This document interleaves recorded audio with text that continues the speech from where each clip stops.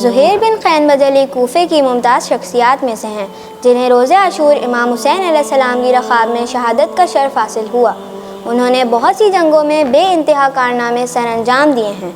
सन 60 हिजरी में जब सैयदुश्शुहदा मक्के से कूफ़ा की जानिब जा रहे थे, ज़ुहैर अपने सफ़र हज से लौट रहे थे और वो ये नहीं चाहते थे कि सैयदुश्शुहदा का सामना हो और दोनों एक ही मंजिल पर पड़ाव डालें। लेकिन जो खुदा को मंजूर, एक मंजिल पर कारवान हुसैनी का सामना हो गया तो इमाम ने आपके पास पैगाम भेजा। ज़ुहैर इमाम से मुलाकात के लिए राज़ी ना थे, लेकिन ज़ौजा के इसरार पर इमाम से मुलाकात की और इमाम के ही होकर रह गए।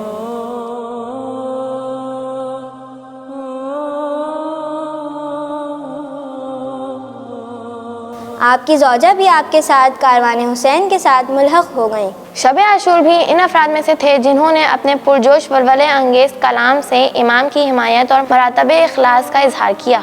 अगर 1000 बार भी कत्ल किया जाऊँ और ज़िंदा हूँ, फिर भी फ़र्ज़ंदे पैगम्बर की हिमायत से पीछे नहीं हटूँगा।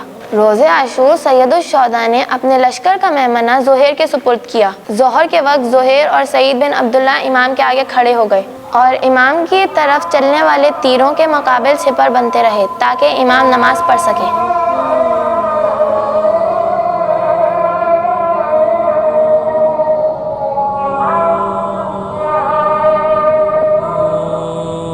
नमाज ख़त्म होने के बाद मैदान गए और एक भरपूर जंग की, यहाँ तक के शहीद हो गए। इमाम आपके सराने आए और आपके हक़ में दुआ की और कत्ल करने वालों के लिए नफरीन की।